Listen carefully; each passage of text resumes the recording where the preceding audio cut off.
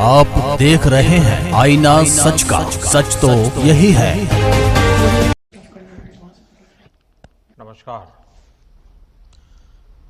इस महत्वपूर्ण कार्यक्रम में देश भर से जुड़े सभी राज्यपाल महोदय, लेफ्टिनेंट गवर्नर्स, केंद्रीय मंत्रिमंडल के मेरे साथीगण, रिजर्व बैंक के गवर्नर, राज्यों के मुख्य सचिव, अलग अलग इंडस्ट्री एसोसिएशन से जुड़े साथीगण, स्टार्टअप, फिनटेक की दुनिया से जुड़े मेरे युवा साथी, बैंकों के वरिष्ठ अधिकारीगण और मेरे प्यारे भाइयों और बहनों, आज देश डिजिटल गवर्नेंस को एक नया आयाम दे रहा है। ई रूपी वाउचर देश में डिजिटल ट्रांजैक्शन को, डीबीटी को और प्रभावी बनाने में बहुत बड़ी भूमिका निभाने वाला है। इससे टारगेटेड, ट्रांसपेरेंट और लीकेज फ्री डिलीवरी में सभी को बड़ी मदद मिलेगी। 21वीं सदी का भारत आज कैसे आधुनिक टेक्नोलॉजी की मदद से आगे बढ़ रहा है, टेक्नोलॉजी को लोगों के जीवन में जोड़ रहा है, ई रूपी उसका भी एक प्रतीक है। और मुझे खुशी है कि ये शुरुआत उस समय हो रही है जब देश आजादी के 75 वर्ष पर अमृत महोत्सव मना रहा है। और ऐसे समय में देश ने फ्यूचरिस्टिक रिफॉर्म का एक और अहम कदम बढ़ाया है। साथियों, सरकार ही नहीं, अगर कोई सामान्य संस्था या संगठन किसी के इलाज में, किसी की पढ़ाई में या दूसरे काम के लिए कोई मदद करना चाहता है तो वो कैश के बजाय ई रूपी दे पाएगा। इससे सुनिश्चित होगा कि उसके द्वारा दिया गया धन उसी काम में लगा है जिसके लिए वो राशि दी गई है। अभी शुरुआती चरण में ये योजना देश के हेल्थ सेक्टर से जुड़े बेनिफिट्स पर लागू की जा रही है। मान लीजिए कोई ऑर्गेनाइजेशन सेवा भाव से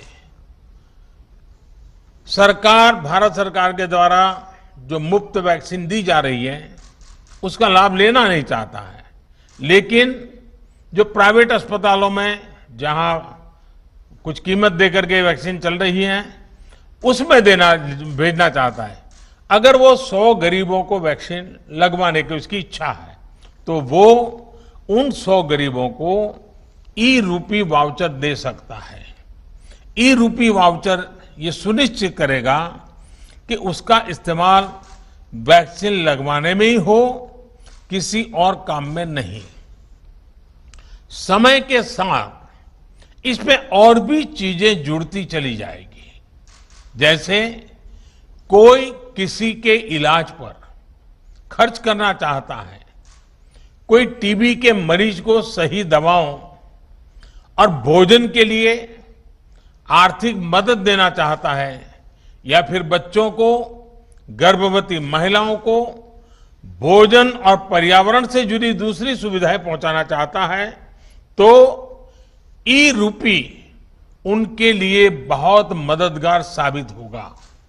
यानी ई रूपी एक तरह से पर्सन के साथ साथ पर्पज स्पेसिफिक भी है। जिस मकसद से कोई मदद या कोई बेनिफिट दिया जा रहा है वो उसी के लिए प्रयोग होगा, ये ई रूपी सुनिश्चित करने वाला है। कोई अब अगर चाहेगा कि वो वृद्धाश्रम में 20 नए बेड लगवाना चाहता है तो ई रूपी वाउचर उसकी मदद करेगा। कोई किसी क्षेत्र में 50 गरीबों के लिए भोजन की व्यवस्था करना चाहता है तो ई रूपी वाउचर उसकी मदद करेगा। अगर कोई गौशाला में चारे की व्यवस्था करना चाहता है तो ई रूपी वाउचर उसकी भी मदद करेगा। इसे अगर राष्ट्रीय परिप्रेक्ष्य में देखें तो अगर सरकार द्वारा किताबों के लिए पैसा भेजा गया है तो ई रूपी ये सुनिश्चित करेगा कि किताबें ही खरीदी जाएं। अगर यूनिफॉर्म के लिए पैसा भेजा है तो उससे यूनिफॉर्म ही खरीदी जाए। अगर सब्सिडाइज खाद के लिए मदद की है तो वो खाद खरीदने के लिए ही काम आए। गर्भवती महिलाओं के लिए दिए गए कैश से सिर्फ पोषक आहार ही खरीदा जा सके, यानी पैसा देने के बाद हम उसका जो इस्तेमाल चाहते हैं ई रूपी वाउचर उसे सिद्ध करेगा। साथियों, पहले हमारे देश में कुछ लोग चाहते थे कि टेक्नोलॉजी, और वो कहते भी थे कि टेक्नोलॉजी तो केवल अमीरों की चीज है, भारत तो गरीब देश है, इसलिए भारत के लिए टेक्नोलॉजी का क्या काम। जब हमारी सरकार टेक्नोलॉजी को मिशन बनाने की बात करती थी तो बहुत से राजनेता, कुछ खास किस्म के एक्सपर्ट्स उस पर सवाल खड़ा करते थे। लेकिन आज देश ने उन लोगों की सोच को नकारा भी है और गलत भी साबित किया है। आज देश की सोच अलग है, नई है।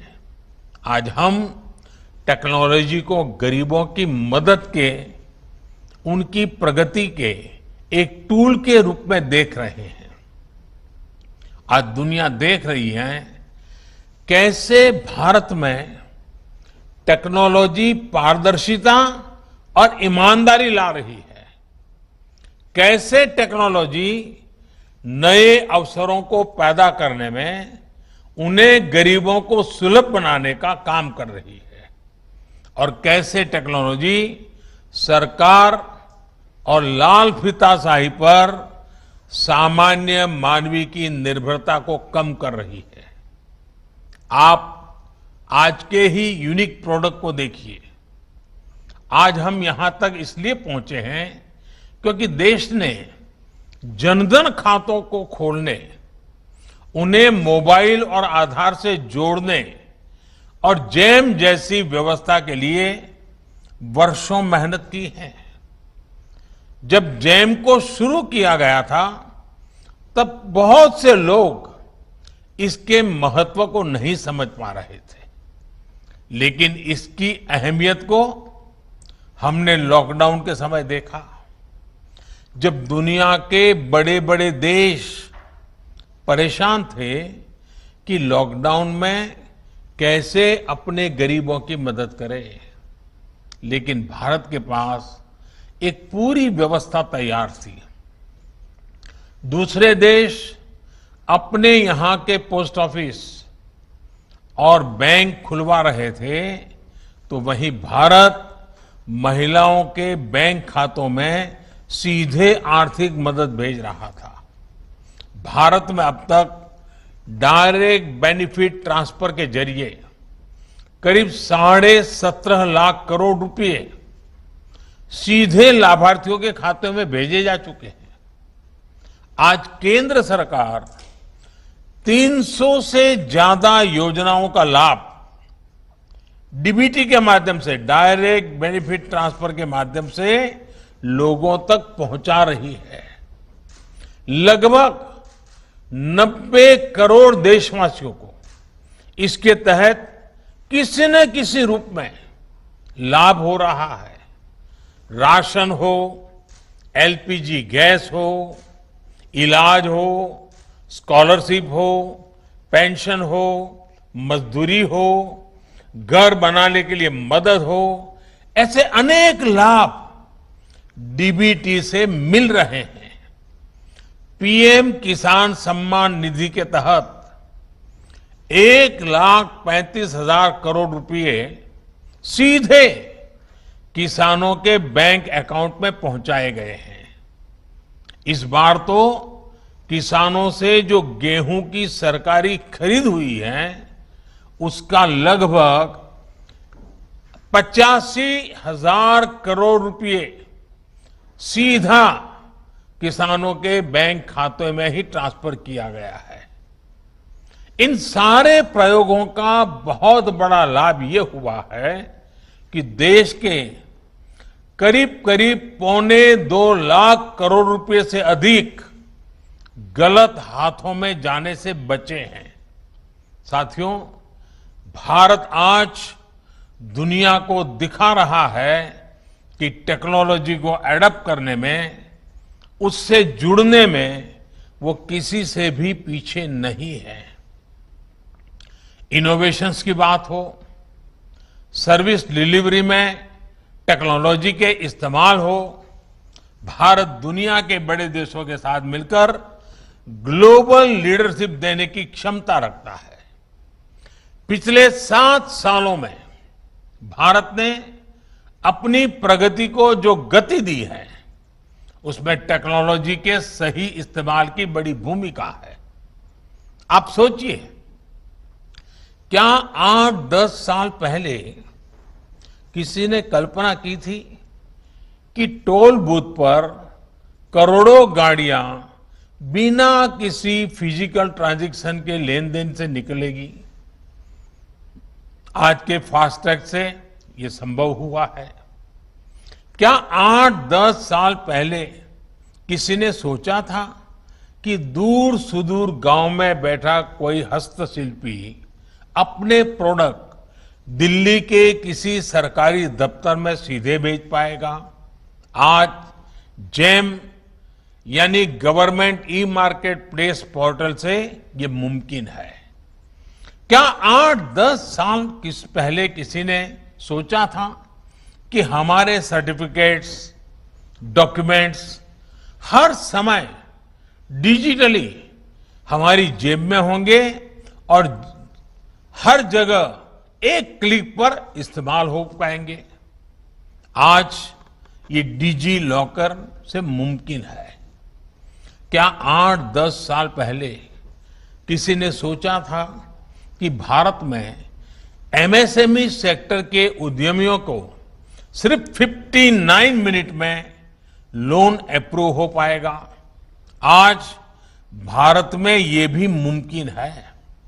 और इसी तरह 8-10 साल पहले क्या आपने सोचा था कि आप किसी काम के लिए एक डिजिटल वाउचर भेजेंगे और काम हो जाएगा?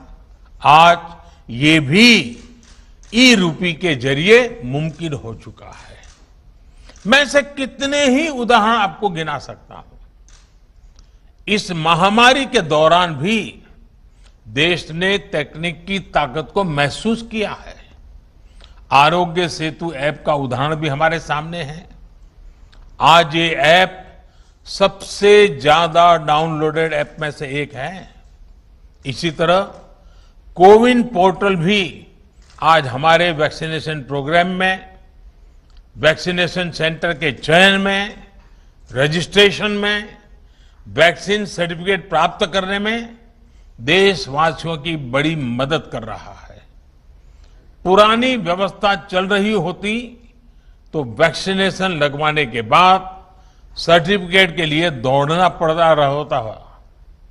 दुनिया के कई बड़े देशों में भी आज पेपर पर हाथ से लिख करके सर्टिफिकेट दिया जा रहा है, लेकिन भारत के लोग एक क्लिक में डिजिटल सर्टिफिकेट डाउनलोड कर रहे हैं। इसलिए आज भारत का कोविन सिस्टम दुनिया के कई देशों को आकर्षित कर रहा है। भारत इसे दुनिया के साथ साझा भी कर रहा है।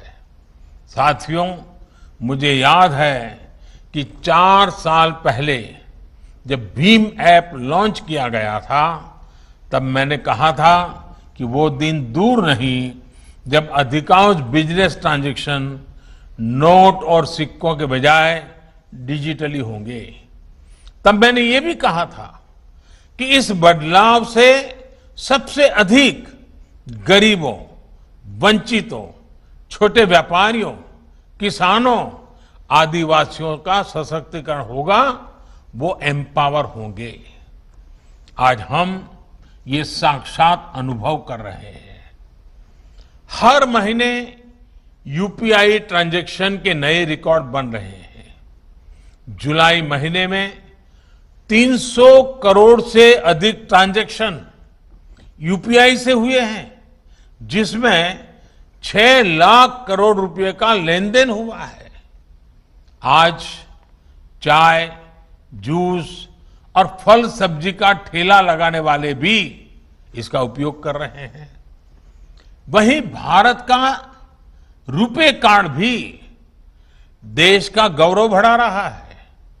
सिंगापुर, भूटान में भी इसे लॉन्च किया जा चुका है। आज देश में 66 करोड़ रुपए कार्ड हैं और देश में हजारों करोड़ रुपए का ट्रांजैक्शन रुपे कार्ड से भी हो रहा है। इस कार्ड ने गरीब को भी सशक्त किया है, उसे इस भावना से भरा है कि वो भी अपने पास डेबिट कार्ड रख सकता है, उसका इस्तेमाल कर सकता है। साथियों, टेक्नोलॉजी कैसे गरीबों को सशक्त करती है, इसका एक और उदाहरण है पीएम स्वनिधि योजना। हमारे देश में तो रेहड़ी पटरी वाले, ठेला चलाने वाले भाई बहन हैं, उनके फाइनेंशियल इंक्लूजन के बारे में पहले कभी नहीं सोचा गया था। अपना काम आगे बढ़ाने के लिए उन्हें बैंक से मदद मिलना असंभव था। जब डिजिटल ट्रांजैक्शन की कोई हिस्ट्री ही ना हो, कोई डॉक्यूमेंट ना हो, तो बैंक से लोन लेने के लिए हमारे रेहड़ी पटरी वाले साथी पहला कदम भी नहीं बढ़ा पाते थे। इसी को समझते हुए हमारी सरकार ने पीएम स्वनिधि योजना की शुरुआत की।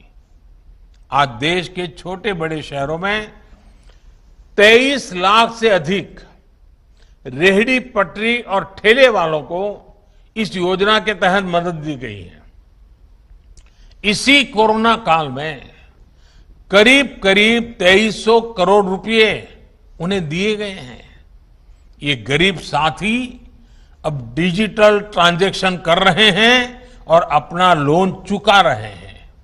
यानी अब उनके लेन देन की एक डिजिटल हिस्ट्री बन रही है। पीएम स्वनिधि में ये व्यवस्था की गई है कि 10,000 रुपए का पहला लोन चुकाने पर 20,000 का दूसरा लोन और दूसरा लोन चुकाने पर 50,000 का तीसरा लोन रेहड़ी पटरी वाले साथियों को दिया जाएगा।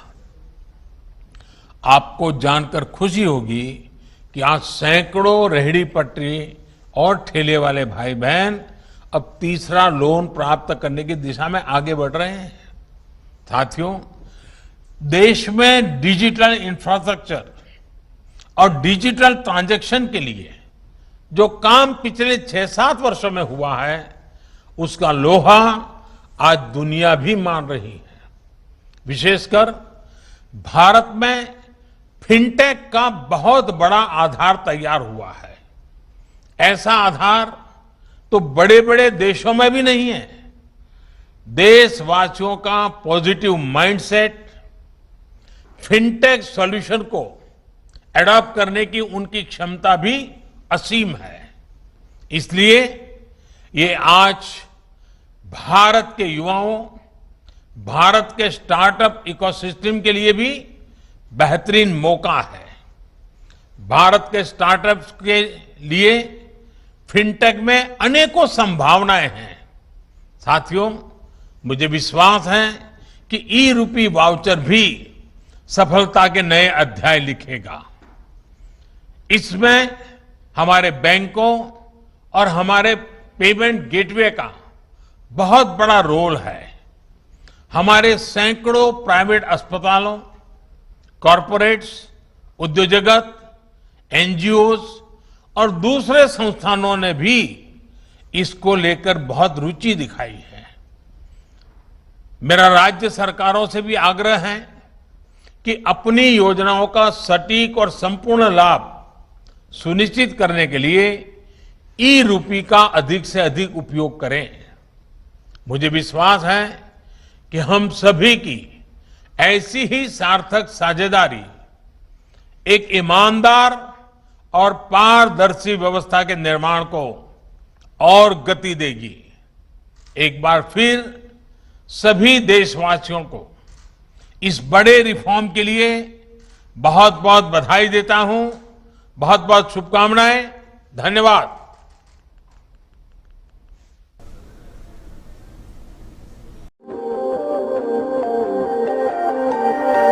दोस्तों, अगर आपको हमारा ये वीडियो पसंद आया हो तो इस वीडियो को लाइक करें और हाँ, चैनल को सब्सक्राइब करना ना भूलें।